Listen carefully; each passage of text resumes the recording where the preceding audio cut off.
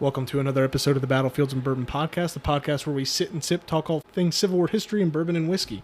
I'm Jack, joined as always with our co-host Elijah. Today we're coming to you from Black Draft Distillery in Martinsburg, West Virginia. This podcast is sponsored by the Shenandoah Valley Battlefields Foundation, managing body of the Shenandoah Valley Battlefields National Historic District. If you want to support the podcast, consider becoming a member of the Battlefields Foundation. You can head on over to their website at shenandoahatwar.org. That's shenandoahatwar.org.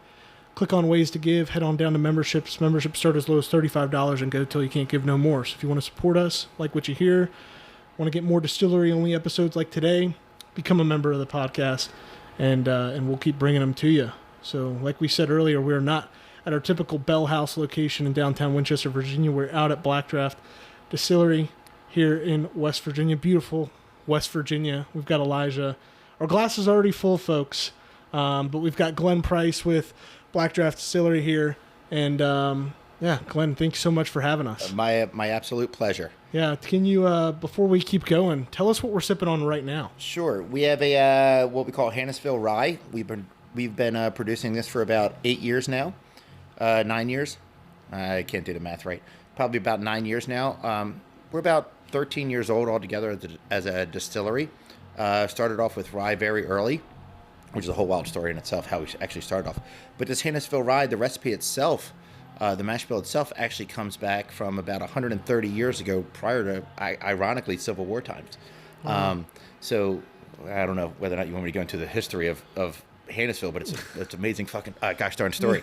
And so the idea was Colonel Nadenbush came back from the Civil War, and he owned a lot of property here in Berkeley County. Yeah. And he had a friend named Henry Hannis who owned a distillery in Philadelphia, outgrew it, built one in Baltimore, and opened up Mount Vernon Distillery. I'm sure if you guys have probably heard along the way. Opened up Mount Vernon Distillery in Baltimore. He's like, man, I've outgrown this one, and I need to make a rye. And Colonel Nadenbush called up, sent whatever message back then to his buddy back in 1885, something like that, and says, hey, I have 20-acre rye farm out here. You should come out here and check it out. So Henry Hannis started Hannisville Distilling Company here in Martinsburg, West Virginia, and I can show you guys where it is. But they started it, a long time ago. Long story short, he didn't pay any taxes on it, and so he built this distillery up for about 15 years. In like 1905, right when Prohibition was about to start, the state of West Virginia hit him with a tax bill of $2,000, and he was basically like, "Screw you, I ain't paying it," and he goes and checks out in Washington D.C. So the entire Hannisville line and everything with the trademark and all that sat dormant, dead for 110 years.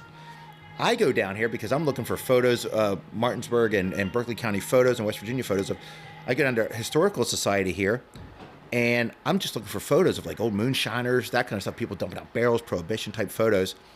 And I start coming across these 3x5 index cards, like the old library type things. And in those cards, I see, 30,000 pounds of rye delivered on a train from B&O train, Look again, next card, 5,000 pounds of barley.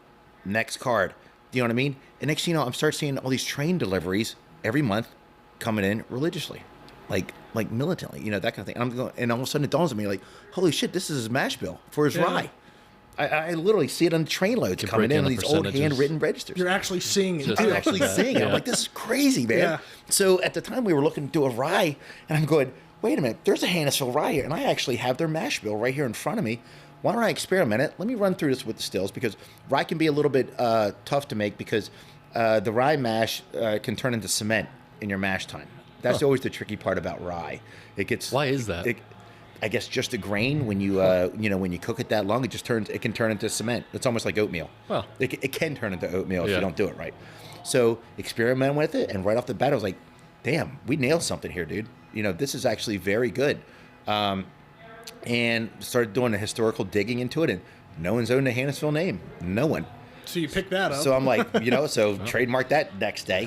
We're going to take that name, take the whole URLs and everything like that, the whole website and everything. So this isn't related to like Haynesville being like north of Martinsburg. This is totally separate. Totally separate. Wow. The guy's name was Henry Hannis. Huh. And you See, can I pull always it up. thought it was like It's something. a tragic ass story. He had like 10 kids, so when he checked out in DC over a $2,000 bill, which now we're looking back and say, that was pennies, dude, back then. Yeah. You know, Right. but I guess at the time it was like, that's too much damn money. I ain't paying it. Screw you. You know, screw everyone. So anyway, so that's why we resurrected the line. Now, what's cool is that we have family of Nadenbush, the original Colonel Nadenbush, because that's still a big name here in Berkeley County. We have his family to come in, and we have a couple Hannis, relatives, and they come in and they love what we're doing with it. That's they sign awesome. bottles of ours, that kind of so stuff. We cool. stick them up in the general store, put up on our little museum shelf that we do. So even the old school families that are like, 6 generations later, 5 generations later, they come in here like, dude, we love the fact that we can tell our great-great-grandfather started this distillery, and here you guys picked up the name and ran with it. That's awesome. And we give it the homage to it. So even when you look at, and I know you guys can't see this because you don't think, but see that square bottle under Santa? I was looking at one of those in the. That's the general original store. Hannisville bottle that they did. So when we started rolling it out, of course, I'm going to have its own. It's going to have its own branding, and it's even in its own square bottle. Why? Yeah. Because that's the homage back to the original That's bottles awesome. that they rolled out. So what's the mash bill of this? So the mash bill of the rye, it is, if I'm doing this right, it is 2/3, 66% rye, 30% corn, and 5%, if I might be doing the math a little bit by a percentage off, but it's 66, it is 30, and 5, Okay. if I'm not Nice. mistaken. I think I'm within a percentage there. I might be doing the math wrong. But this is really smooth. Yeah. This has probably been the best intro to what we're sipping on for the episode ever, because you just Straight gave us from all the that. You don't even know what Yeah. you have in your hand. Yeah. That's Straight the from funny the thing. People are source. like, oh, it's rye, it's spicy. I'm like, no. There's a history here that goes back, and it goes back prior to me. So you also have to imagine, at the time when we started doing this, our distillery was only about 3 or 4 years old. Yeah. What What year did you start? 2012, right at the end of 2012, beginning of 2013. And that's under the Black Draft name? Yeah, that's okay. So we originally, and I don't know if I have anything in here, but we originally were a horse farm. Okay. We had, I'm 300-pound dude. So I Same. didn't want to have horses. I wanted to have like percheron. I wanted to have draft horses, So we started doing that 25 years ago, and we would and I had a team of percheron horses. You might have seen it over the fireplace when you guys first walked in, but I had a team of percheron horses. And we were at a horse farm for 10 years, 12 years. And one of the horses got sick. We had to put her down, unfortunately. And so I had an empty barn. I had an empty barn sitting there for like 6-9 months, just empty. So a bunch of us are kind of sitting around, much like us right now. We're like, What do you do Glenn, with it? what the hell are you going to do with this barn in the back hills of West Virginia, in Yeah. your backyard? And my buddy was just like, and my dad actually was there too. He was like, dude, we should make some moonshine. I was like, shut up, you know what the hell you're talking about. I'm not making moonshine, forget that. And here it was a week later, I'm like, you know what, that might not be a bad idea. Get emotionally attached to like a horse, you know what I mean, to moonshine. So we started making moonshine, had a little 10-gallon lobster pot. I still have it up there. And had a little 10-gallon, and we just started making moonshine just for shits and giggles. Sorry, whatever. You're good. You'll live. Just for giggles, and just started making it like that. And long story short, it was just started making more and more. Buddies handing it out, giving away. At the time, like I said, we talked about earlier. You just started giving it away, and that's basically how we started. And that's where the Black Draft name came. It was like, well, we're just going to keep we were Black Draft Horse Farm. Yeah. You might as well just keep the Black Draft name and just call it Black Draft Distillery. That's a good name though. It's like one of those ones that's very like Right. I've had elegant I've sort had of some kind of weird. yeah. I've had some weird people though that anyway, I've had some weird people that come in. They're like, and it's right when we first started. I remember a woman came up to me and she was very bohemian, kind of hippie like. Yeah. She's like, you need to change your name of your distillery. And I go, why is that? She goes, because Black Draft kind of invokes like dark demon spirits. Oh. And I'm like, slow down. I think you're overthinking this a little bit. It's literally just an animal. Yeah, You're- slow the you're fuck reading- down. you're It's reading after a into- horse farm. Yeah. You know what I Yeah. mean? You're in a horse barn telling me this. I'm like, Black Draft horse. I'm 300 pounds. I'm not riding a little Arabian horse, dude. I want a big ass horse. So that's one of the funny things with the name. Like right from the get go, she's like, oh no, you really have to change your name because it evokes like dark spirits. I was like, I'll take that into account. Sure, why not? I'm going to pass on that. Dark You know what I mean? spirits being your bourbon, right? Right, Darker exactly. color spirits. Like, Yeah. dark spirits. I was like, I Of could have. course. Now looking back, I'm like, I could have really ran with that one. You know what I mean? Like, oh, Well- that's a marketing aspect in itself. The Gothic. God, the I hope she Gothic doesn't bourbon. go over to Devil's Due and figure out that name. The Gothic bourbon. That's crazy. Actually, she owned. I don't know if I should say this. I don't remember her name, but she owned an inn in Harper's Ferry. But very bohemian, that kind of hippie, Stevie Nicks type vibe. There you go. Yeah. Do you know what I mean? So anyway, that's one of the great stories here behind the scenes that we really cherish. I don't know if that answers your question or not. Yeah. The mash bill, the story, the lore behind how you came to be and all Yeah, that. that's part. It was just we just accidentally. I'm just like I said. I'm just down there looking for photos. Yeah. You know what I mean? So was that because, I guess at that point, you'd already started the distillery. Was it to this level, and for listeners right now, you can probably hear, it'll be through Elijah's mic and not mine, but there's music playing in the background because you've got a nice setup here, a really amazing setup.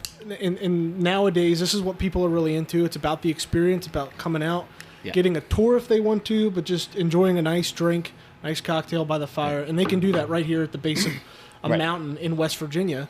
But, you know, with all that, and had this already been set up, or were you just going there to kind of build upon, you know, your idea of, I want to create this experience, this distillery, so you're going to head to the archives and start pulling photographs and things like that? So no, we were the first distillery was over on the other end of town, over by the airport, and it was we basically just took that horse barn, which is about a third of the size of this barn. I'm going to, just so you know, it's probably about 1,200 square feet. It wasn't large. And we remodeled it. Literally, I turned the horse stalls. There's 3 stalls. I turned each stall. One was a merchandise store. One was I stacked barrels in, and the other one I used it for fermenting. I had a bunch of barrels. I used it for fermenting in tanks. So they changed the laws where in West Virginia they changed the law where now you could do tastings at the time. Mine 13 years ago. You could then do tastings. And next thing you know, I started opening up the doors. All right, and we didn't open up like we did here. Back then, it was like, all right, let me go back a step. I suck at telling stories like this. But at the time, you're like, okay, we're making some moonshine. We're legitimate now. We're a legal business. And I didn't open up to the public. And at some point, you have enough people like, dude, I want to come see your facility. I want to see how you make it. I want to see how to make moonshine. I want to learn, you know. And at some point, we were like, all right, fine. We're going to have 4th of July open house. We're not going to, we're just going to open up the doors on 4th of July and see what happens, you know? And lo and behold, there was 50 people literally in my backyard next to my barn. Can you imagine a small barn? It's not even close to anything like this. To figure out the parking and everything. Right, and you're all parking that in a field. There's a gravel driveway that goes down because that's where we brought the horses in. So it's not like we even had a real driveway. We're like, all right, let's see what the hell happens. And next thing you know, 300 people come through over the course of like 5 hours, and you're like, this is fucking crazy. This is gosh darn crazy. And then we said, all right, let's do another one. We'll do a fall open house. We'll do, and meanwhile, it's an unheated barn or anything like this. It's unheated. And we did that for about 8-10 years about 8 years, where we would just have open houses, and we couldn't even sell cocktails. It was just literally come in, do a tasting, hear me rant and cuss and bitch and complain, and you're going to buy a bottle on the way out. And that was literally how we ran a distillery for like 8 years. And it worked. It worked. I mean, every open house, dude, it was packed. It was packed. I can tell you all kind of goofy stories about that, but it was just your butts to nuts out there, and just walking around, just people hear me cuss, and I'm like, this is wild. I'm cussing like a sailor today, and here they are, people just showing up. They're in. And then COVID hit in 2019, and we never really closed for COVID. We just stayed open, still did our open houses, and one of the open houses, a farmer and his wife came in here, and they go, hey, we're looking to buy a house down in Boca, and we own 3 farms around Martinsburg, and this is just a hayfield here. And they go, you should come up and take a look at one of these farms, because I can really see your distillery kind of taking over one of our farms. And meanwhile, there's nothing here. This is just a hayfield. So we drive up here, and probably pretty close to where we're sitting right now. We're sitting in Jeeps and pickup trucks in the middle of a hayfield. And I'm going, you know what? I can actually see a distillery here. So we built this thing literally from the ground up. Wow. It's a nice drive out here too, like just kind of winding back roads. You're 2 miles off the interstate. Yeah. There's not a damn stop sign or stoplight between here and the interstate. Quick shot, but it's also out of the way of like that hustle and bustle of Martinsburg and everything. Correct. It's very. But you're still right close. there. Close, you're still but that not. close. Yeah. You're 2 minutes Which I'm away. sure was a huge factor, because you're not right next to the interstate, but you kind of are. Yeah, but you're out in the country. There's ambiance to this, especially, I guess, in the warmer months. People just filling out the back patio area. Oh yeah, we'll have 3. There's lots of weekends, Saturdays and Fridays and Saturdays where they'll have 250 people here. I mean, in your hours too. I found that interesting when I was looking at it. You guys close at today at 9 o'clock, and then Yeah, but it's very convenient because people can come by and enjoy it. Mold. Yeah. It's because of mold. I don't want to be here till 2 o'clock in the morning, y'all. Yeah. Man, I'm old. I got to get to bed. Well, there's not too many places unless you're at a bar downtown where you can come and hang and listen to music and get a bite to eat outside and do that out in the country. I'll actually give you a little insight as to why we do that at 9 o'clock. Yeah. So one of the funny things when we were having our open houses over at the other place, and I'll go into the whole story about how we ended up here a little bit more, but I would notice that when we have open houses, most of the people that would come in were women. They weren't dudes. It wasn't guys like me. So as I was talking to my mom and dad who lived back in Baltimore, I would say, guys, you got to come out here and actually see these open houses. They're wild because it is the very opposite of what you expect from a bourbon distillery. It's not men. It's not dudes coming out here. It's women. It's professional women. It's, it's 35 to 55-year-old women coming out here. They're leaving the guys at home to go drink their Miller Lights at home. And the women are all piling Suburbans saying, hey, they're grabbing their niece, their aunts, their sisters. Hey, we're going to go do a distillery tour. We're going to come here. Then we'll go to Easton and Loudoun County, go visit the wineries and that kind of stuff. But we're making Black Draft one of our stops along the way. So as we do this after year after year after year, I realize you're not my market. Yeah. I'm not my market. Yeah. Your wife is your wife is my market. So I cater right from the get-go regarding marketing and everything like that. I'm catering to women. I'm not catering to you. No offense, but you'll follow the missus anywhere she goes. Mm-hmm. Yeah. She won't follow you. You and I go drink beer on the back of a Kubota tractor. She's like, no, good luck with that. Go have fun. But if she says, hey, I'm going to Black Draft, you're following. Yeah. So that was one of the early things. Yeah. And that's why at 9 o'clock, who's my market? Professional women. Professional women don't stay out till 1 o'clock, 2 o'clock in the morning typically. Yeah. They want to go out, have fun, and they go back to their 2.2 kids and their husband. And that's why we close at 9 o'clock.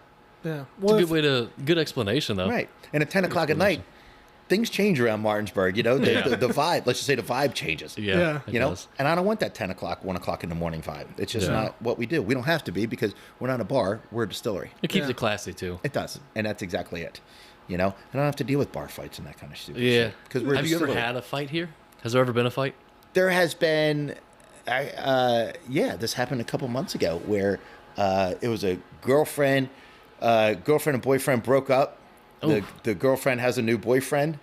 No, I'm sorry. The boyfriend has a new girlfriend, and the ex-girlfriend shows up and slugs the ex-girlfriend. So it was a woman fight, and of course, professional women. Professional women. They are truly professional women. And this girl came in out of nowhere and just slugged her right in the middle of it. And next thing you know, all hell breaks loose. Oh my God! And it wasn't like a big bar fight. It wasn't like an old roadhouse type of scene. Yeah. Just these two. One girl clocked her.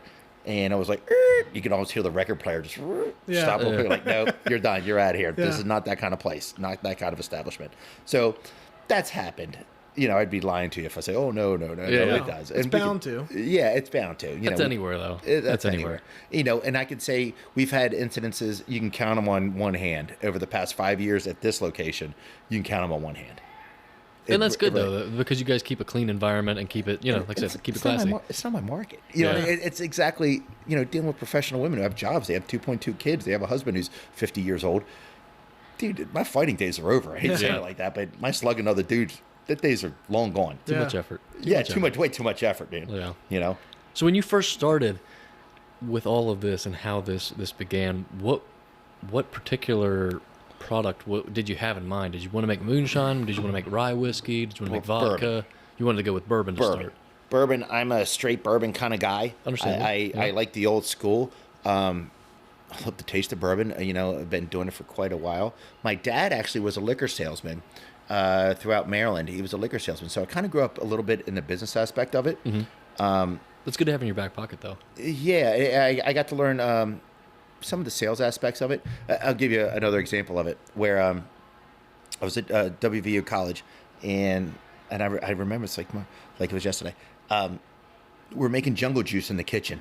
We dump vodka and grape juice, and just making a big Gatorade container, and we make it that. And my dad was up for a football game. I think West Virginia was playing Miami or something like that. And I remember my old man kind of strolling through the kitchen. He goes, "You young assholes don't know shit.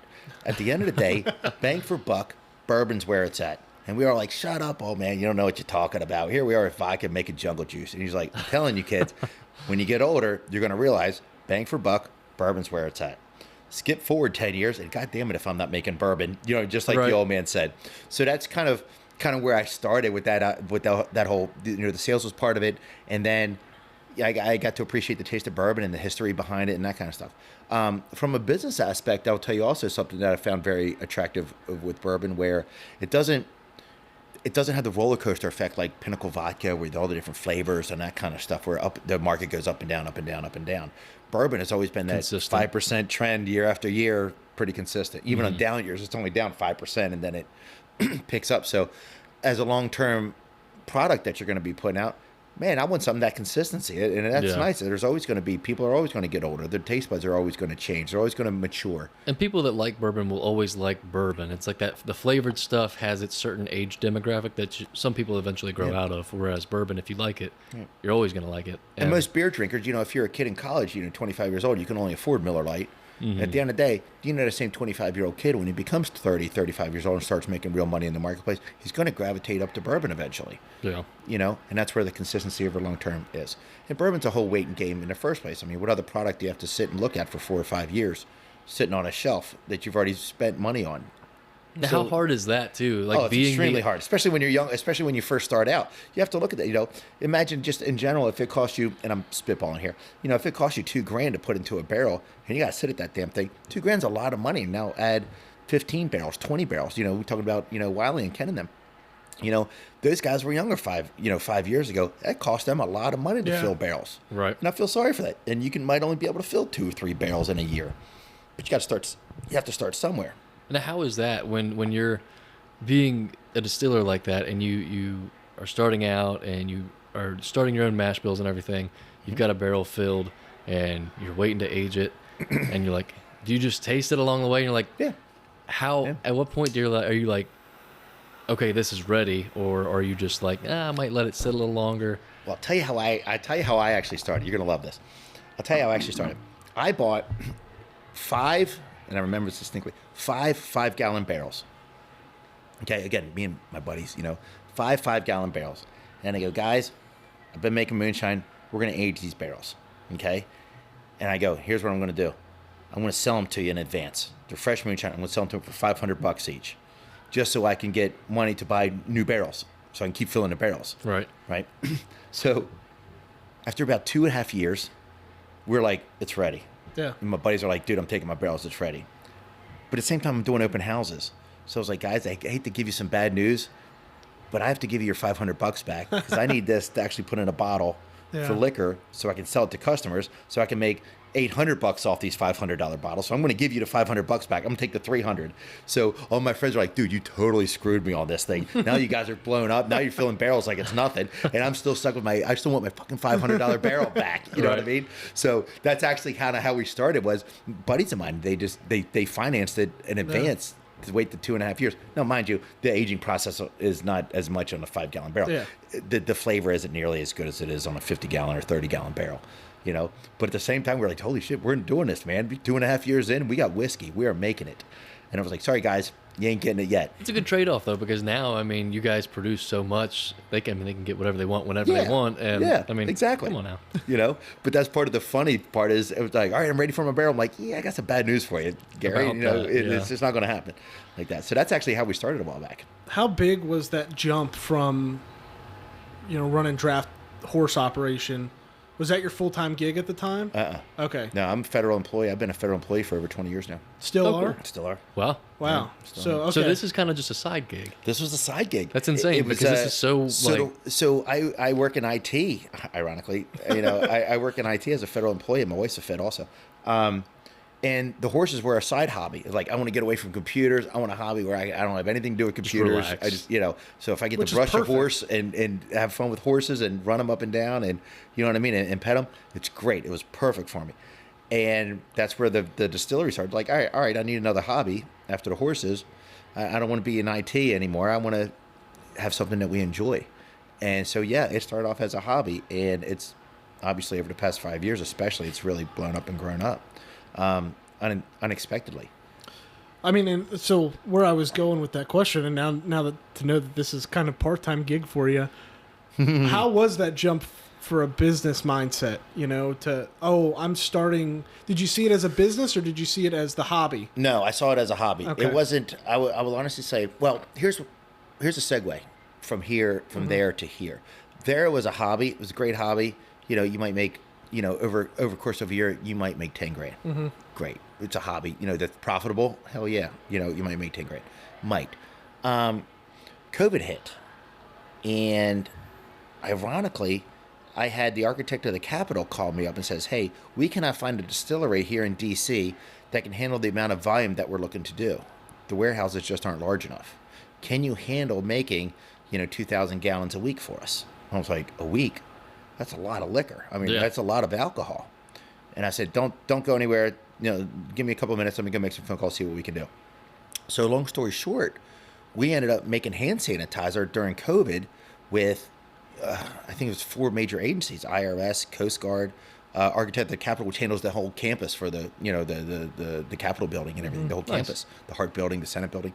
And that's kind of, so we had to go from a hobby to legitimately a business to make hand sanitizer. Forget the actual alcohol and bourbon aspect, but we had to make a lot of, we took over Procter & Gamble's warehouse down here, a 100,000 square foot warehouse, and we were bringing tankers in from Iowa just to fulfill the hand sanitizer and the amount of alcohol that we had to actually bring in. Wow. So we said, guys, we're doing this for 1 year. I'm going to hire, because you got to imagine, they're laying off everyone. Businesses are shutting down, because no one can do anything. And I'm sitting there going, I need 35 people to run 24-hour shifts, like constantly now. 2,000 gallons is a lot of product. That's a lot of volume. Yeah. So I'm hiring people like crazy to run it out of this small-ass horse barn, and you end up moving into Procter & Gamble, and those guys, and wild. And so at the end of that 1 year, we were sitting on a little pile of cash. Yeah. And at the because I knew it's just a temporary business. So this is not, I'm not making hand sanitizer for the rest of my life. No, I ain't doing that. Forget it. And that's when at the same time, Mark and Karen were like, hey, we got a horse farm. Mm-hmm. You know what I mean? So the timing worked out really well. People were starting to come out of COVID, they're starting all that kind of stuff. And we're like, man, I can buy this horse farm relatively inexpensively now comparatively. The grand scheme of things, yeah. The grand scheme of things. Land prices during COVID, I think, were definitely better than they are now. Right. So. Interest rates and all that. Interest rates and everything like that. So I ended up buying this farm through USDA, who ironically is my next door neighbor, through USDA at a relatively inexpensive price. And so that's when it became a business, is when, okay, I'm dropping $500,000, $1 million on these buildings, on these 3 or 4 buildings, 5 buildings now. Now it's a business. Now you have to pay for it. It's not just a hobby in your backyard anymore, where you can close it down anytime you want, not have to, you know what I mean? Not nothing collapses. Now you come here, and we didn't need to expand. I mean, like I said, the other place we'd have open houses, and there'd be 100 people standing outside waiting to get in. Do you still own that now? No, I sold that about 1.5 years ago, 2 years ago. Okay. And believe it or not, they're customers of ours also. They know. Cool. Anytime they want to come in, they got drinks are all me, and nice. bottles are all me. So they're still good friends of ours. The people who did buy it. Yeah. And they love talking the history about what their house was also, what the farm was also. Yeah. So they embraced the history of Black Draft, because that's where we started. That's awesome. That's a weird little side note there. So that's when it when we came here, and that's when it became a business. And don't get me wrong, I don't particularly like the business aspect of it. I still embrace the fact that it's a community center, and not to sound generic, cheesy when I say that, but it's where people come here and hang out. I want you to come here and listen to a band, have a cocktail, you know what I mean, and come and chill and enjoy our spirits. That's still the core. The people and the hanging out and the family fun and the kind of chill, get out of the house for a night and just relax. Hear some guy play guitar, or a woman play guitar. That's still the core of what we do here, and that's the part of that I really embrace. Because this isn't something that should be stressful. I mean, this is all supposed to be fun. Right, for everybody. And you are 100% correct when you say that. And I embrace that whole part. I hate the accounting part of it. I hate the business aspect of it. It's got to be done like a necessary evil. And I tell my managers, my managers that also. I go, look, understand, every single penny that this place makes its profit goes straight into barrels. The more money we make, the more barrels we crank out. This isn't me driving around Lambos or Ferraris and that kind of stuff. I have my own job to do that. Yeah. So if you want to know how the business is doing, go take a peek in the barrel room one day and see if there's, compared to what it was 2 weeks ago. More barrels than that's how you know. Yeah. That's how you know. Is a place fruitful? Count the barrels. What has the support been like from, because you really, I think, put Martinsburg and Berkeley County in the Panhandle, this region, I think, of both Virginia and West Virginia, on the map. Because I've heard of Black Draft before I heard of some other long-term distilleries up and down this part of here. Yeah. So what was the support like, from the community at both as distilleries, but as well as like the local governments? Was there support there for you bringing the business here, bringing people here, spending tax, dollars? Yes, no, and yes. So yeah, we do live in a great area where every 20 miles up the road, you have another great small town. It starts up in Greencastle. You could even say it starts north of Greencastle. But from Greencastle, then you come down, you hit Hagerstown, then you come down, you hit Williamsport, then you hit Martinsburg, and then you hit, you could say Inwood, and then you hit, Winchester. Mm-hmm. So there's a lot of people that live right along that I-81 corridor. Yeah. But I think where we came in was, I recognized real soon, and we were talking about, the professional women as being my main market. And I think no one else had really tapped that market and understood that there's a huge market out here of women who are looking to get the hell out of the house on a Friday night and go hear some guy play music. I don't think a lot of the bars and restaurants, like we talking about the old school bars, I don't think they really realized that that was a market, a niche market in itself. So they never really catered to women, I come along and say, I'm building something from Chip and Joanna Gaines. I'm building home and garden television right from the get-go. So if I'm building, and this is another one of my rants here, and you got to go, run with me. I'm here. So this is always one of my rants, and I see this all the time. New distilleries, when they pop up, they always take it and prove me wrong, please. I'm telling you, I'm talking to the microphone. Please prove me wrong. But most distilleries, when they open up, and breweries, when they open up now, they take one of two paths. They say, look, we just remodeled this entire old cabin. It's an old barn house. It's an old cabin, and check out the deer heads up on the walls and that kind of stuff. The manly kind of the man cave type of thing. Or they take it the opposite and go, look, we just got this old railway station, and we're remodeling it to look like old industrial parts and old industrial manufacturing, that kind of stuff. And I come along and say, dude, women don't give a rat's ass about your deer heads up on the wall. And they sure as shit don't give a shit about old school manufacturing railway systems. You know what they care about? Chip and Joanna Gaines and putting shiplap on the wall. Do you know what I mean? I mean, that's what they care about. You're so right, though. So when I build building one, barn one, when I built that, when am I going to make it from the ground up? What are you going to build? I'm building a straight up farmhouse, man. Magnolia, man. That's what it is. That's exactly it. And down in Texas, that's exactly it. So when you first walk in, man, you're not going to see deer heads up on the wall, even though ironically there's a deer head. Wagon wheels, and old school, and But that's the whole thing with it too. Is like with the distillery, you're making bourbon. You don't have to do anything more than that to appeal to the male demographic. I mean, because they'll buy your bottle in the store. Guys like bourbon. They don't care what the place looks like. If it's good bourbon, the guys are going to buy it. But like to try to bring in the women and the other demographics. I mean, you got to do that something different. That's going to bring them too. So as you guys visit, as you guys go tour other distilleries and that kind of stuff, pay attention to that. Say, who cares? Again, old sheds and old farmhouses and that kind of stuff. I'm going, I get that, but what happened to the modern farmhouse? Yeah. You guys are ignoring an entire population out there that is screaming to get the hell out of the house on weekends. You know what? Well, I'm that place. All your buildings match color-wise. Yeah. There's black and the white, black and the windows, grays. very white well walls, planned, black very well windows, thought out. big ass fireplace, fireplace in the main area. Yeah, man. That's exactly who I cater to. And I make sure that they keep coming back because they love what we do. Dudes will follow women. Yeah. Period. Yeah. And that's it. So I hate to say it like that, but that's coming back to what you're talking about. I think there was a market there, and I ran with it, and lo and behold, I did it right, I think. Yeah. It's a smart business approach. I mean, you got to be able to market to the most people possible, and I think you do that. So we get that. I guarantee you guys can walk out that door right now, and you're going to count 2/3 of women are going to be out there. As far as local government goes, I worked them for quite a while. I mean, they all bring their families here. I work with them very well. They use me. They're politicians, keep that in mind.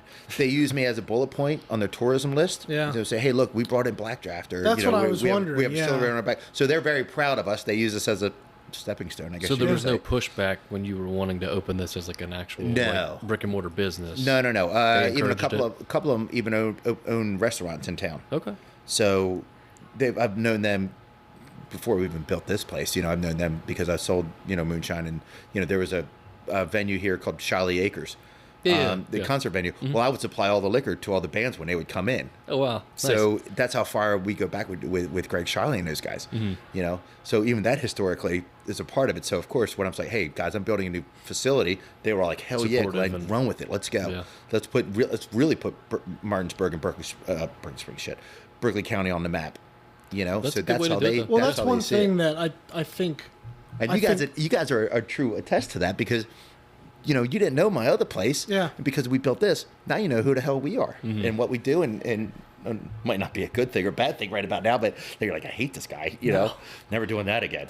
Oh, I think tourism's a big thing, and I think community leaders would admit it, that Berkeley County and Martinsburg has been lacking compared to like Jefferson County, where they have like a national park and they're close to Northern Virginia, and the university and the wineries and all that stuff. You know, and over the mountain in the rest of the state, you've got the national park or the state parks, and you're getting that aspect. But I think this is a huge draw for this part of the Panhandle for sure, and I hope so. They're deeply indebted to you. Yeah, and I appreciate that. I really do. But that's why I love what we do here. You know, it's not just about making bourbon. You know, it's more about, man, I'm supplying a venue here for people to come here. They can hear concerts. They can hear some good music. They get home safe. You know, it's not a rockin' type of. I'd say it's not a rockin' type of place, but you know, you come here to chill on a Friday night, and that's what I want, and that's what I'm supplying. And how does that feel, being like to see all these people come and support this, and just like almost feels like a host,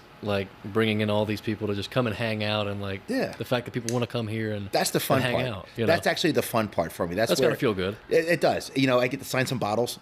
That's the fun part. People are like, oh, I'm sorry, Glenn. I don't mean to interrupt you. I don't mean to bother you, but can you sign my bottle? No, that's the funnest part of what we do here. You're like a celebrity at your own place. Yeah, in your own backyard. Yeah. You know, like awesome. imagine you host a backyard barbecue in your house, and the entire freaking state shows up, and you're like, this is amazing, dude. I love this. Every Friday night, they fill up your backyard, and I love that. That's actually the fun.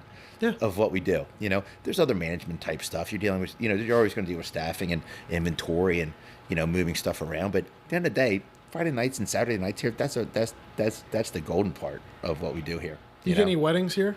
We have done a couple of friends of mine. It's funny you say that because I get probably 10, 15 emails a week. Hey, can we use your place for wedding venue? And that's been a little bit of discussion because this place is about 60 acres altogether. You really only see 30 acres. You only actually see half the property. It's a whole other half of the property over there. And there's an area there where you could actually put a nice wedding venue. The question is, It's a perfect place for a reception. Oh, yeah. I mean, you got the seating and the drinks. Well, no, I'm saying over there, just build a separate wedding barn that just caters to nothing but weddings. Well, because you'd be competing against yourself for your Fridays and Saturday nights, where you're already bringing so many people here. So I see what you're saying, Glenn. Make use you of can the take other over side. the farm, but it's going to cost you $25,000 a Friday night because that's what I make here on site for Friday. So, you know what I mean? People aren't going to pay that. But you can make double that over there for a weekend. Yeah. So now you see you're competing with yourself. So that's why we haven't done a wedding venue yet. Number one, I don't know if I want the headache of becoming a wedding venue. That's issue number one. It's a lot. Yeah, it's a lot. You know, and issue number two is for us to do that, it's going to take a lot of cash layout, and that's an option. You know, again, I'm 52 years old, 53 years old. The question is, how far down this rabbit hole do I want to go? And I'm not quite sure if I'm ready to undertake that yet or not. And it's I being might not have the balls to do it, in other words, you know? Yeah. Is being a wedding venue your hobby? Probably not. Like making whiskey and this kind of stuff, that's your hobby. So it's where you can still enjoy it and you don't feel like... But think of it like this, though. If you're creating a destination, which what we just talked about, the wedding venue is just still a part of that destination. Yeah. So it's not really off-brand for us to open up a wedding venue. Oh, no. Or a business venue, or that kind of stuff. It's still on brand. So you're still creating that destination, you know? And, of course, they're going to carry, you know, whatever drinks that they have is, of course, going to carry Black Draft bourbon and vodka and all that kind of stuff. So, you know, do I want to go down this rabbit hole is a good question. Do I have the stress, you know, does my wife want to deal with my stress when it comes to going down this rabbit hole? You know, and you still work, both of you and your wife work full time, which is crazy to me. Well, we're surrounded by very good people who are dedicated. They're in, dude. I mean, as far as the culture and what we believe and what we're actually supplying, and the fact that we don't really look at it too hardcore as a business aspect, like, oh, it's hard. You know, we don't see it like that. We're like, hey, why don't you come in here and have a fun time? Yeah. You know, come enjoy yourself. You know, have 2 or 3 cocktails. You know what I mean? You guys go home by 10 o'clock. You're home in bed by 10 o'clock. That's still the core of what we're doing here. Yeah. You know, and I love that. So how hands-on are you with the whiskey making process then? The distilling? Yeah. Very much so. Okay. Very much so. I even picked the char of the barrels. I ordered the barrels. I picked the char of them. Even the char comes down to what are we putting in it. Like, as an example, and I'll get geeky here for a minute. Please. So a rye, in general, and you guys probably already know this, but I'm going to go down. I like to start off simple like this, where Wheat whiskey is very sweet. Bourbon is down the middle. Rye is very spicy. So with that being said, when you have a very light char on the barrels on the inside, you get more of vanilla taste to it. If you go with the darker char of 4, you get more of an oaky taste to it. So when I bring in my barrels, I already know whether or not I'm going to put my rye into it because I want that vanilla spice versus my bourbon, which I want the oakiness. So even the barrels with the char, I already know ahead of time what I'm going to put into it, what liquid I'm going to be putting into it. So that is how far I even go into it, where I actually make sure, okay, how many gallons are we producing of rye? Great.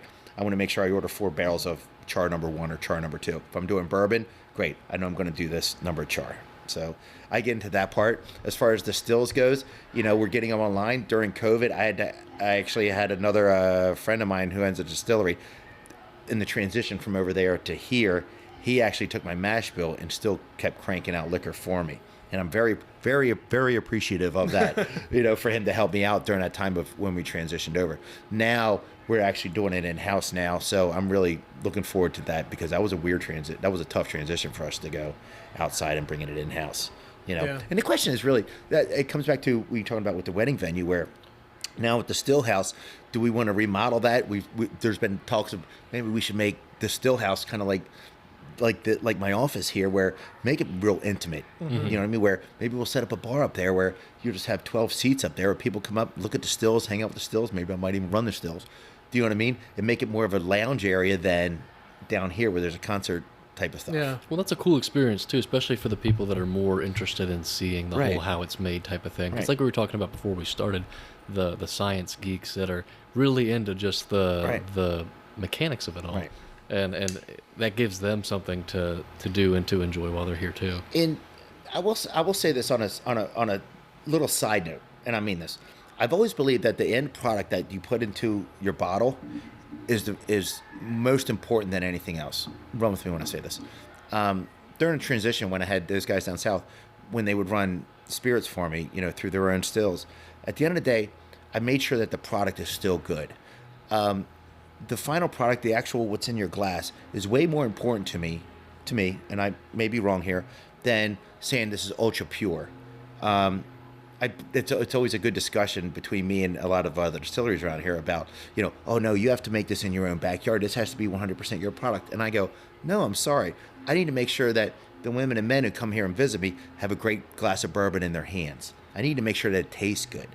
So a good story doesn't necessarily make it taste better. Correct. And that's exactly it. And I will even tell you that I always felt like the scenario, where you're drinking it, how you're drinking it. Did your daughter graduate high school today? Your environment affects probably 50 to 80% of the flavor of the bourbon that you're doing. We could drink shit whiskey, but if my daughter graduated today, that shit whiskey is going to take fucking amazing. Do you know what I mean? Yeah. Because I honestly believe that 100%. Your environment controls your flavor palette. Your daughter graduated, all of a sudden you're going to be like, this whiskey is crap, throw it away. No. That is some of the sweetest tasting whiskey. Same thing with cigars too, but that is the sweetest tasting whiskey. So I've always, as I talk to, Wiley and Ken and them at Devil's Door, I go, make sure that at the end of the day, the product that you put in a bottle is worthy of you and your brand and what you guys believe. I don't give a rat's ass how it got there, but just make sure that liquid is what you believe in. Yeah. Does that make any weird sense? Oh, no, and it does. We have the purists who are like, oh no, it comes out of my own stills, the purists. And if they put out a crap product, I go, all the work that you just did, the hard work, it isn't good enough for you. You're putting crap product into a bottle that just doesn't taste good. I'd rather you figure it out and go do some more math, go do some more homework, go do some more taste testings, and put out a good product that's worthy of you and your name. Well, you can add all these superlative words to your label, this extra aged and rich and this and that and the other. Chill filtered, non-chill filtered, you and can that add kind all of these stuff. words to the label, but it's not going to change how it tastes. If it tastes like hell, yeah. Come on, guys, what are you doing here? I'd rather, in all honesty, have another distillery run the same mash bill, and I make sure the bottle looks sexy and tastes effing amazing, than put out a crap product. Yeah. And that's my It takes own a 2 lot. cents. It takes a lot for someone to say that, though, because there's so much shame in the bourbon world and the whiskey world. Yeah. Of God, you should never do that. It's got to come out of your still in your building on your property. Right. And that's Everything got has to to be be your barrel label. and bond. You know what I mean? Barrel and bond. And I'm going, no, if it tastes like hell, dude, no, there's better resources. There's better avenues. There's other friends that run better corn or run better, products. That It takes a lot for someone to say that. Yeah. So that's Right. kudos to you. Well, if you Well, make a bad that's- product too, and then you make adjustments down the line, that takes a lot of like damage control to try to come back from that. Because if somebody's tried it once when it's bad, are they going to take your word for it when it's good? You know, Right, exactly. No, it's much better than what it was 2 years ago. You're like, dude, I'm sorry, You're I'm gonna not coming regain that back. trust, yeah. You know, we talked about the one whiskey as an example, where, dude, I'm not coming back. You can do great marketing all you want, but if it tastes like hell, I'm not buying it again. Yeah. You know? Yeah. Fool me once, right? Right, exactly. You want to make sure your label, your name is on the best product possible. Best product possible. Yeah. And I believe that with everything that we put out in my staff and all of the customers, the hardcore customers, they all believe that 100%. Yeah. You know? I think that's the I think plus it's more- side of it being a hobby for you. Yeah. Is that you have that passion to want to make it good.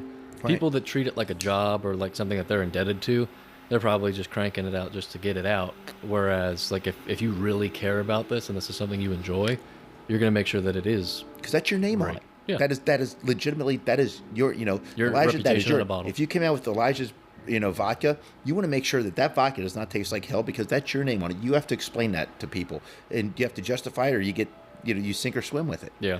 So And at the end of the day, the product is way more important than the method to get there. And a bad product, I feel like, is like if you show your friends a song that's not good and you think it's great, and then they're like, man, this sucks. That And you're sucks. standing there with like this like smile that's slowly What do you mean you don't like fading. bluegrass? How the hell do you Exactly. not like bluegrass? You're like, Exactly. You're the only one in 100 people that likes bluegrass, and you're like, yeah, but I really like the bluegrass, but you can't sell it. Yeah. And everyone else is like, yeah, no, this sucks. Yeah, this sucks, dude. Yeah. And I think there's two sides to that coin, like we talked about Ken and Wiley and Devils do, where they'll go around and tell you they're not trying to be the best. They want to be different, and they want to make different products that are the best. Yep. I think that's what makes the whiskey world and distilling. It's their own lane. Yeah. Hell it's yeah, its man. own Drive it. thing. Yeah. Drive it. How and you said how much you're involved with the distilling. So when it comes to you all releasing new products with your label, trying new things, you know, experimenting with new things, what's the path look like for Black Draft with that? You know, ryes versus weeded versus just straight bourbons. So I still like the special editions. That's still the fun for me. Like your double oak. Yeah, that's a great example. You know, I still like the double oak. I've been, you know, you got to imagine that double oak. I've been looking at that barrel for 7 years now. That's gotta be 7 years difficult to now. just sit It's there and very watch it. difficult. And two different things. And you got to imagine. So not only that, but you got to imagine that the timing that you release it has to be proper also. So for example, the 120 rye, that is 9 years old.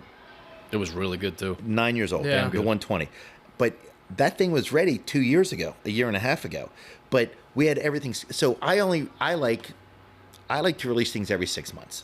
I will release, in theory, one product, especially, you know, 100 cases, 200 cases, whatever product, once every 6 months. So, you know, everyone liked our double oak. Glenn, I can't. When's your next double oak coming in? When's your next double oak coming in? And I listen to the customers. So, Christmas time comes around. What are you going to release? You're going to release a double oak, you know. So, which means I had to sit on the Hannisville for another 6 months before I could release the 120 rye. But Does it that was make worth sense? it. Yeah, but it was worth it, 100%. But again, I've had to look at that damn barrel for a year now before I was like, all right, now's the time. We're going to do it at the end of summer. We're doing it now. It's got to be taunting you the whole time too. It's like, I just want to terrible. try a taste, but I also need to suspense save it you for. know, and that's a part of it also because I do a lot of tastings like right out of the, you know, I thief it right out of the barrel out of like, Good what do you think of quality this? What do you control, think? though, Yeah. But you know, now you got customers saying, when does that come out? I was like, Right. oh, probably looking about a year and a half Yeah. for that to come out. And you're like, shit, I don't want to wait that long. I don't want to wait that long. And But it creates the suspense and the demand. Right. And they're looking for, I go, hey, keep it on Facebook or release it on Facebook or whatever, Instagram. But that's where you say, like, that's the creative part. You know, that's some of the creative part where I like to put out little special editions. And because of that, that keeps my creative juices flowing where, you know, do we release it at a 120? Do we do it at cast strength? Do we blend it down to 96? Well, and the time spent, you know, sitting in those barrels allows you to get more creative. You know, ask those questions to yourself. You just said, to where are you gonna, you know, water Right. it down? Are you gonna put it as cast? You know, Right. That's the cool thing about whiskey is you've got the time to Right. to figure it out and make your perfect product. Right. One of the other things that we've talked about is coming up with a not coming up, we do it. So we have our vodka, which is it's great. It's amazing. People. Did you say you had cranberry vodka earlier? Or no? Not as a product. We do it at the bar. Gosh, I'll have to get that on the way out. We do it. Hey, don't laugh. We actually do, because I got the sugar thing, so I can't drink like regular, like most of our cocktails. Yeah. You know, they have some sort of sweetener in them. So they actually carry a sugar-free cranberry juice back there just for me. So that's the only thing I'm really allowed to drink. There's cranberry vodkas with no sugar. You know, so they carry that. So yeah, to answer your question, yes, they got it back there. They have a sugar-free one also back there. You just got to ask for it. They'll take care of you. Where was I going before that? The vodkas. Mm-hmm. So one of the things that we come in, so our vodka is $20 a bottle. Pretty much, you can name 300 types of vodka that do it. But I like to come out with a premium vodka. You know, that Belvedere kind of Grey Goose line, higher end, you know, any kind of vodka. Mm-hmm. Right. So for me, creatively, okay, it's going to be a new bottle. It might be a one-off, kind of like Hannisville, where it might have its own branding. So that I don't know if this is answering your question, but that's what keeps the creative juices flowing. Not adding new products. Not I want to come out with a blueberry or a blackberry or whatever, the cherry, whatever. That's not the creative part for me. The creative part for me is, okay, do we do a brand new line? Is it worth it? Is it worth going down the avenue? Should we build a wedding venue? Do we do a double oak? Do we do a double oak in a wedding venue? You know what I mean? that kind of, you know what I mean? That kind of, what are your options and what path do you want to go down? That creatively, I still enjoy. Every 6 months, I look forward to coming out with something new. Are there new lines as far as new mash bills, like a wheated bourbon, wheat whiskeys, anything like that coming down the pike, or is that just kind of? So the one thing that I really am excited about, and I haven't designed it yet, we're going to do a maple whiskey. Mm-hmm. Oh, cool! And it kind of ran out of time this fall. I think it should be released at the end of summer. So I'm going to have to sit on this damn thing for like 7 months. Oh my God, you're sitting on it right now. Yeah, we already got it. It's already here in the pipeline. That's but crazy. I don't want to release it in the springtime. It's not a springtime kind of drinking cocktail. So that's one of the things where, you know, I'm looking forward to doing a maple whiskey, and we'll do a nice little rollout with it. I think right now my mind, starting the next year, is working on distribution and actually getting the Black Draft name out there locally. Yeah. Believe it or not, we have a hell of a footprint here in the Eastern Panhandle, Northern Panhandle of West Virginia. We're big in D.C., but when you get into Hagerstown, no one knows who we are. Maryland's allocated too, right? Or no? Like ABC? Yeah.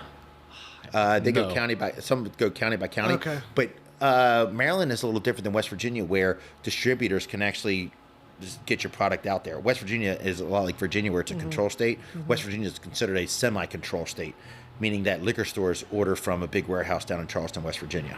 Do you know what I mean? So you got to get your stuff there, and then I get my stuff down at Charleston, and then local liquor store, which would be a half a mile down the road, they order it from Charleston. That's crazy. Yeah. Yeah. So that's one of those legal things that we're kind of working on behind the scenes. Now, is West Virginia one of those ones, like I think Kentucky does this too, where you have to buy your product back from the state? Yes. That's insane. Oh, stupid. That is insane. So the stuff You're at literally the making bar, it you have here. to buy it from the state to sell Technically, it. yes. I like that yes. answer. You Okay.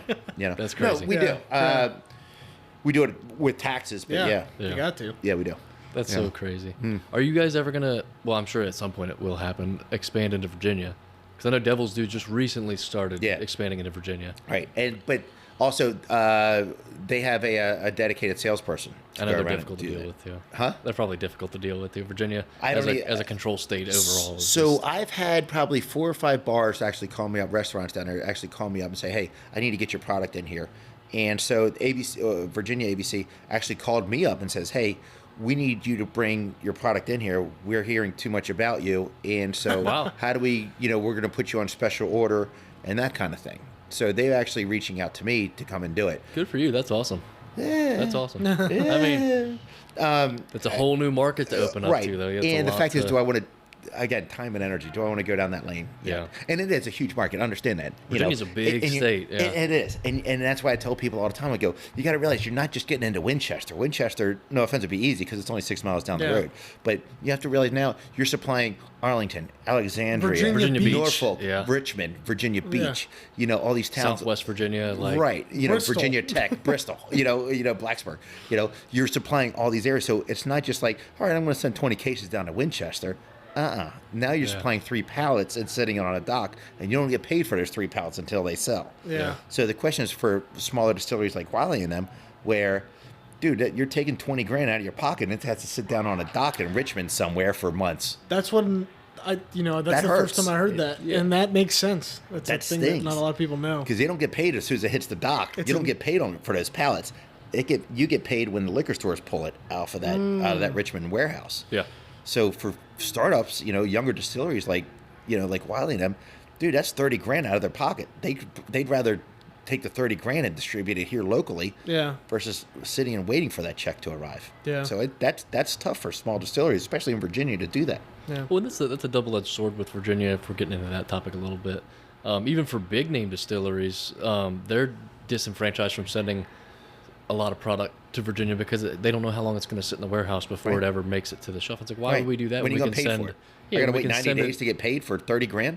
Yeah, when I can send it somewhere else and it'll sell like that Immediately. I get my check as soon as, like Maryland, I get, as an example, if I send my product here to Hagerstown, with the new distributor, dude, I'll get paid as soon as it hits the dock, and it's on them to sell it. It's wholesale. Yeah. It's wholesale. Not consigned. Right. Yeah. So where am I going to send it to? Virginia, where it sits for 3 months, or I'm going to send it 20 miles up the road this way? Right. When I get a check in hand, my driver gets a check in hand when he leaves. Yeah. Where are you going to send your stuff to? That's true. true. Just common sense. Yeah. Especially now, as you get older, as you get larger, you don't mind sitting stuff on a dock. Because $30,000, you don't need that $30,000 right away, but it's coming. Mm-hmm. So again, your market's so much larger in Virginia. Yeah. Do you see yourself expanding further as far as the operations? I know you said when business is good, the barrels, increase, and that's how you can see that. How big do you want to go with this? Are we talking dreams? Yeah. Yeah. Why not? I'll tell you something I would love to do. This is in a perfect world. Understand that. I would love to open up a rum and tequila division of Black Draft down in Florida. That would be cool. And as I get older and retire, I'll bounce between the two. And you just run a box truck. So you'll be down in Florida, get some good bourbon. Be like, where's this come from? Oh, it comes from my Appalachian division up in West Virginia. Mm-hmm. And we'll be up here, up north here, and be like, where's this rum? West Virginia rum? That doesn't sound right. Just something goofy sounds like that. And I go, no, this comes from our Seminole division down in Florida. Now it makes sense. Yeah. Now, you're running, agave and rum down there. So you just make your cocktails. It fits the environment. Yeah. It fits it. Yeah. You know what I mean? So you'll come up here, get, Black Draft rum. Where's it come from? Seminole division. But that's really not a far-fetched dream. I mean, that's very realistic, especially with how well you guys do. Well, I'll tell you this, the blueprint's already here because all I would just do is build buildings 1 and 2. You've seen the barns right. 1 and 2 with a big-ass patio, and I would just recreate it down there. And then let it grow itself once more. Have these 2 buildings on a parking lot, and you're done. I mean, like I said, I've already done it once. It's not that tough of a stretch to do it again. It's not the first time. It ain't the first time, And the second time, it's probably a little easier now that you've got the hang of it. It'll be faster. Yeah. Your market's still the same. Professional women, your market's still the same, whether you're in Florida, Portland, Maine, or, West Coast. It's still the market. So I would just cater to the same market. Hell, my builders even told me, like, Glenn, you did it. I'll build the same buildings down south. You know what I mean? They're like, I'd love to send my crew down there. Yeah. You want to build it in January? Forget West Virginia. I'll go down there and build it, for you. Don't even worry about it. So I even have builders lined up ready to rock and roll whenever we do decide to pull that trigger. Yeah. So we're talking dreams here. That doesn't necessarily mean it's going to happen in the next, 30 days. But that's something that's literally on my radar. That's awesome. And I don't know. I'll tell you, the fact is, I go down to Florida every couple of weeks, if not months, and I do a little scouting missions. Like, I love St. Augustine, Florida. I don't know if you've ever been to St. Augustine. Beautiful city, beautiful town. It goes back, hundreds and hundreds of years. They've had 6 foreign flags fly over it. That's how old it is. Beautiful area, yuppie. It's us. It's on the East Coast, northeast tip of Florida. So I want to go visit other towns. I want to find another Martinsburg down south, on the coast somewhere. Yeah. If I'm going to retire, I want to retire close to the coast. Yeah. So I'm trying to find another Martinsburg that's down there. And all the Florida towns that I visit are very touristy. I'm trying to find that Apalachicola type of, you're close to Destin, but you're not, you're close to Panama City Beach, but you're not part of that tourist area. Yeah. I want to be right outside the tourist. So I'm still looking. Every couple of weeks I go down there, pop down there for a weekend, and just kind of see, all right, what's the vibe of this town? Cool. Yeah. Next time we'll come down, we'll go visit another part. Maybe we'll go visit Tampa or something like that. Yeah. Well, that's the thing is, if you place it strategically, you can still get those tourist folks that are willing to drive, right, hour or 2 out of the way while they're on vacation, because why not? What else do they have to do? Bingo. Come by and visit you guys. And you got to live there, though. Yeah. That's the other part. I don't want to live in New York City. Sorry, but I got a little country boy in me. I don't want to live in New York City. So I don't want to live in downtown Orlando. That's not me. I don't want to live in Jacksonville. That's not me. So you got to imagine wherever you do go, you're going to be living there. Yeah. So keep that in mind Yeah, also. yeah, You know, yeah. that's another part of it. Well, it's because it's still part of the same hobby. You gotta want to enjoy it. Like Right. again, if you're somewhere that you don't want to be, then what's the point in doing it? Yeah, I don't want to go to Jacksonville. It's a bunch of city folks. You know what I mean? You don't want to have that attitude. It's like a chore. You know, more or it's a less, chore, yeah. and I don't want that. You know, if you're going to run 2 divisions, you want to have fun at both of them. Exactly. You know, and my wife and I were sitting there like, we'll spend 6 months down there, 6 months up here. When it gets too hot down there, boom, head north. Yeah. When it gets too cold up here, boom, head south. Yeah. And Can't beat that. that's the rest I want to spend the rest of my life. Is just run a damn box truck between the two places. You know, Yeah, absolutely. back and forth. Yeah. I don't know if that answers your question though. I hope. Oh, yeah. I hope it does. You know. Do you think see it's- expansion here? Or do you think you're The pretty... wedding venue, maybe. Maybe. You know, the wedding venue. That would be what my definition of expansion Okay. would be. But as far as like adding stills or like barrel houses, anything like that, or are you I'm content about with how a you're? third full of my one rick house up there. Okay. When that gets filled, yeah, I'll build another building. What's the turnaround like that? Like Yeah. as far as like emptying barrels to bottle versus putting new barrels into age, how does that cycle kind of flow? For you. For us, Yeah, like like when say you're emptying barrels right to now, bottle. because we're a little older of a distillery, we have barrels that are cycling in and out. On a positive note, I'm filling more barrels than I am pulling off, which is good for me For the aging process. for the aging process. You know, as long as, like I said, every profit that we make goes straight into barrels. So, and because of that, I need to make sure that distribution goes up. You know, but as far as the actual process goes, we still. I got one guy, Zach, and I lean on him all the time, and he fills barrels. You know, and he fills it, and we taste it, and we screw up every now and then. And I dropped a barrel last week for the first time. And I'm still kicking myself in the ass about that. You know, and it happens as part of it, but at the same time, you're sitting there crying like a bitch, just brooming 50 gallons of bourbon right down the drain, man. It just, you know, you're sitting there just crying about it. It sucks, but it's gonna have it happens to every distillery. You know, it's just part of the game. Yeah. That you do. But yeah, I still like to sample. If you know, we still thief it out of every barrel. And if I don't like it, I'll stick it back up on the shelf again, and I'll come back a year time and say, all right, let's try it now. I'm going to go off on a little tangent here, Yeah, so Sure. run with me. Yeah. I've always believed that as you do the tastings, there's 3 phases of when you pull it out of a barrel and actually taste it. The first, I don't know why I'm telling you this, but this is part of when I do give tours to kind of explain to people. I get one of the big questions I always ask is, you know, how do you know when it's ready? You know what I mean? How do you know? Yeah. You got a barrel here; they all taste the same in theory. Yeah, how do you know when it's ready? And I'd say this, you know, and I pull them aside. I actually thief the barrel with them. Hey, here's a cup. You know what I mean? I'll show you exactly what I'm talking about. So when you first taste it out of the barrel, and we can do this later if you guys want to also. You know, you get the initial 120 proof kick. We barrel everything 120 proof when it goes in. You know, you're going to get the first kick. Then there's a 5 or 7 second flavor that kicks in, and that's what I focus mostly on. That 5 or second, you know, 7. I want to know that flavor. Does it taste like vanilla? Does it taste like popcorn? Does it taste like oak? You know, that flavor. And some barrels are more complex than others, which Yeah. I freaking love. A lot of them, if they're more complex, I'll put them into a brand new barrel and double oak it. That way I know it's like amazing when it Yeah. really comes out here Yeah. in 2 more years. And then after that 5 or 7 seconds, there's a burn that kicks in. Okay? Now, if it doesn't have that burn, that barrel's ready to go. Yeah. If it does have that burn, which is fully expected, put it back on the shelf. You ain't ready. I'll see you in 2 years, or I'll see you in another year. You know, but in general, we do that with every single barrel when we know it's 4 years old. As soon as it hits 4 years old, or 3.5 years old, we start tasting it, and we'll set aside. I'll know this one I'm going to do a double oak. This one tastes like popcorn. This one tastes like vanilla. We're going to blend these two for our next barrel batch. That kind of stuff. So Has we there still ever- do that. Has there ever been a barrel that's just like never quite hit the mark for whatever reason, where you're just like, I just Yep. can't do What do you it? do with What it? do you- I just what do you sent do with 12 it? of them. I just sent 12 of them up there. So, literally, what's today? Saturday? Literally, I think Tuesday, we just did it. So in barn 1, there was 2 walls that were just filled with barrels. And I've always told people, you know, one of the questions that people ask me all the time is, you know, your barrels are all temperature controlled. That's good, right? And I go, no, it's terrible. It's the worst way to age whiskey because you know, you want these things to breathe, and every time they breathe, they draw the liquor through the char layer and pull it into the veins of the wood, and every time it gets cold, it shrinks, and you want that movement as much as possible.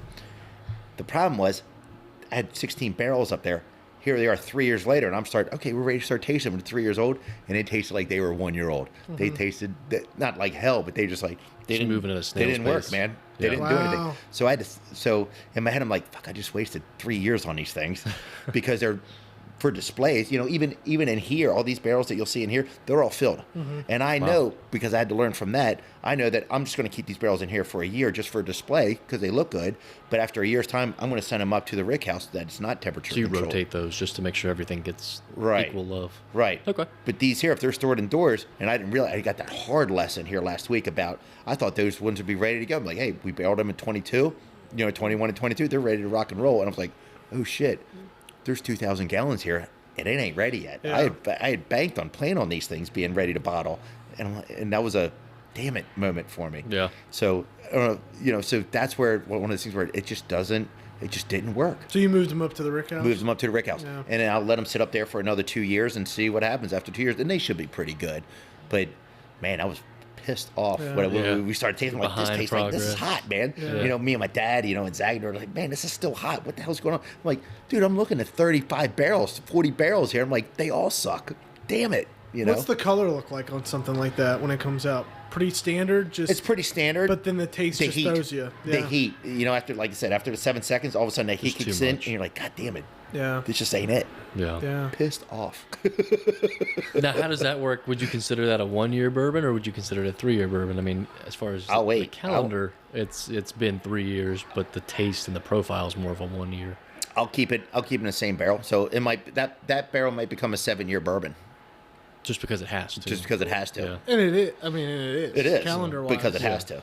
But I'll put it, like you said, I'll put it up against a 4-year bourbon. I guarantee that 4-year bourbon will taste better than a 7-year bourbon. Yeah. Just the way it is. Based on how it was aged. Based on how it was aged. Yeah. But that's, and maybe, in all honesty, what we will probably do, I'll probably take those ones that I just put up there that were 3 when they turned 4. I'll probably put them into a double oak. That's a good way to do it, though. Yeah. just That we definitely can sell mellow it as a out double bit. oak, and you still have the 6 years time in, and they'll get the second run of the barrel through that. So that, in all honesty, that's probably what I'll do, which will help, as far as people around here, like, oh, I want your double oak. I'm running out of double oak. Well, now I got 3,000 gallons, You're in 2,000 luck. gallons, You're in whatever luck. it is, whatever that math comes out to.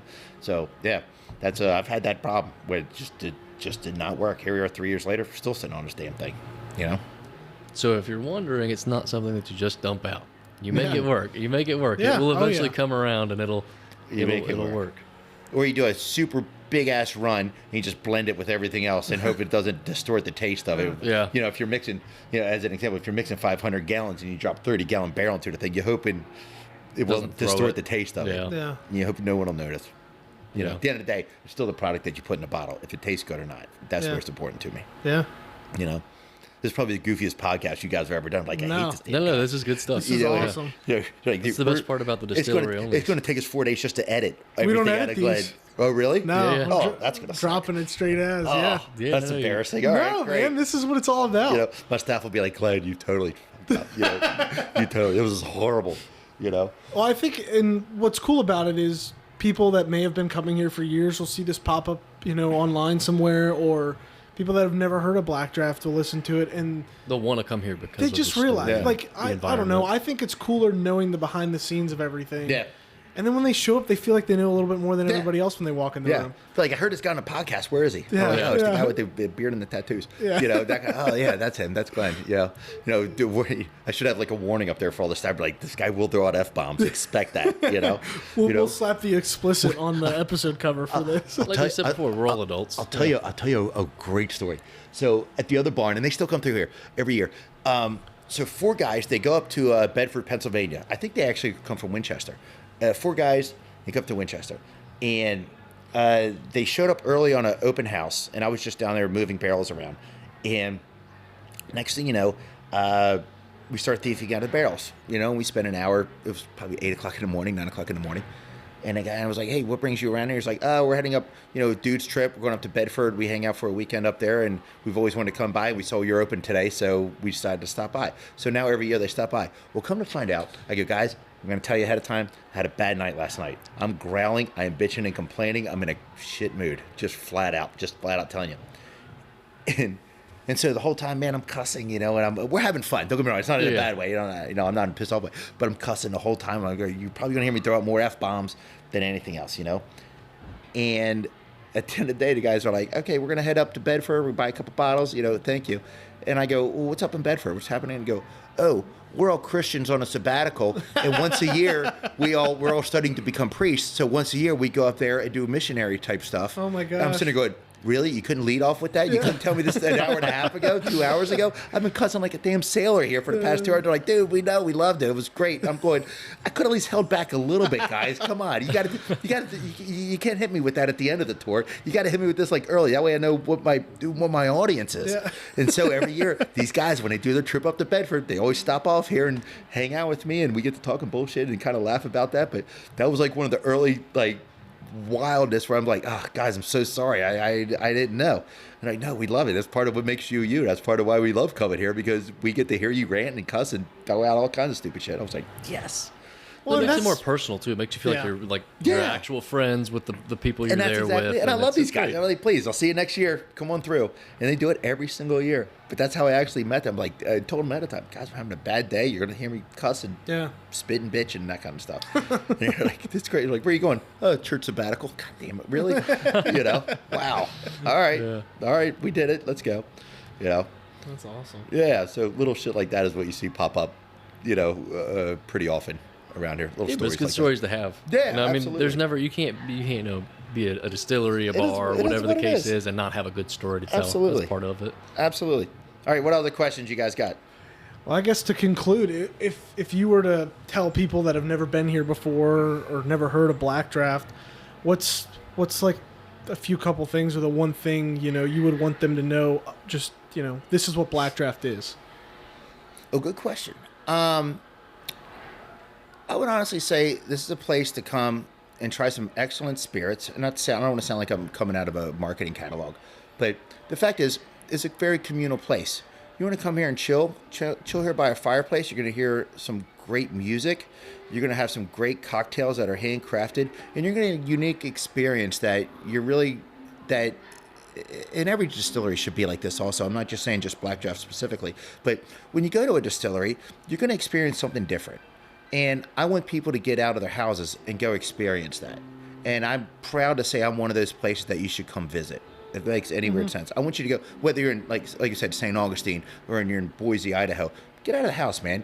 Go see what local folks are doing. Go see, politically, economically. Go see what other people are doing in your community. And I'm very proud to be part of that here in Berkeley County as a community.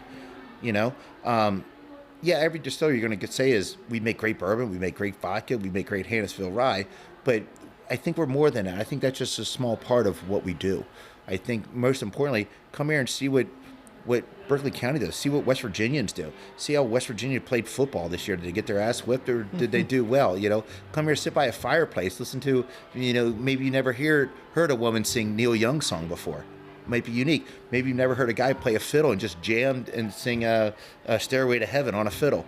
You're going to get that here on a Saturday night. Yeah. That kind of deal. So come out and experience something different that is outside of your norm. And I think that's important. It's not just about the bourbon here. Right. It's not just the distillery. It's a vibe. It's a vibe. It's a vibe. Yeah. I want you to come out and experience the vibe, not just our spirits. You can try our spirits at home buying a bottle off the shelf, which is great. But at the same time, it's the vibe, man. I want you to get outside of the house. I want you to, even if the distillery isn't good, at least you went out there and saw what they did. Yeah. At least you got to spend an afternoon somewhere new that you had never seen before.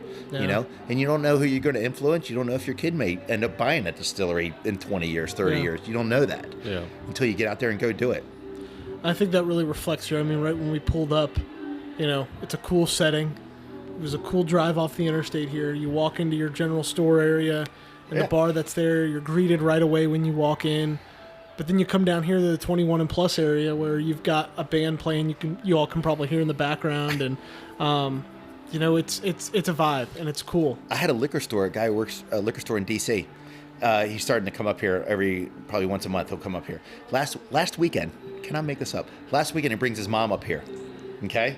So she comes up here, and it's about an hour before we open, an hour before I get to meet him here and open up the doors and that kind of stuff, because he wanted to be here to help, And they show up here, And the mom goes, "Do you mind if we leave for a few?" I was like, "Did I do something wrong? Did I say something wrong? Did I, whatever?" And she's like, "No. I saw cows along the way." And I was like, "What? I want to go look at the cows." I'm like, "Seriously?"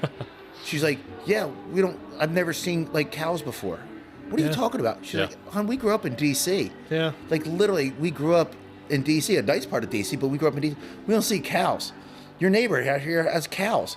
I was like, "Really?" Yeah. And never dawned on me. Yeah. We're used to having farm animals and cows and horses and everything. And she was like, "No, if you don't mind, can we go look at the cows?" Yeah. I was like, "Hon, go ahead. You want me to call up the owner? He'll give you a little tour of the barn if you want. They're neighbors of mine." Right. Yeah. So little shit like that where you go, wow, that's something you just didn't expect. Yeah.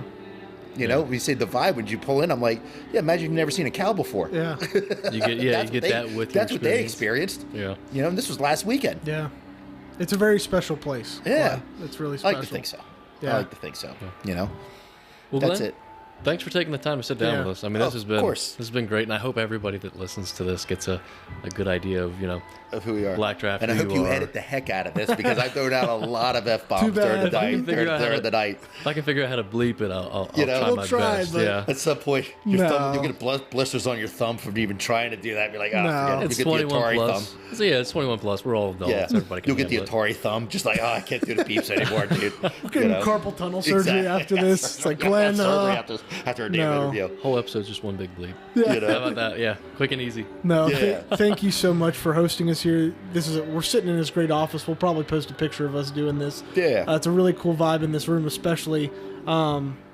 But thank you so much for having us here. Yeah, Truly thank my you. pleasure. Anytime you guys come on by, just ask for me. Yeah. I'm more than happy to walk you around. And everyone that's listening, please don't hesitate to pick a bottle of Black Draft off the shelf or come on out here. Probably even better to just come on just out come here, here. Yeah. and buy that bottle, but experience this for yourself, everything we talked about today. Yeah, get out of the house. Exactly. Get out of the house. Yeah, thanks everybody for listening. Don't forget to like, comment, and subscribe, and we'll catch you on the next one. Thanks, y'all.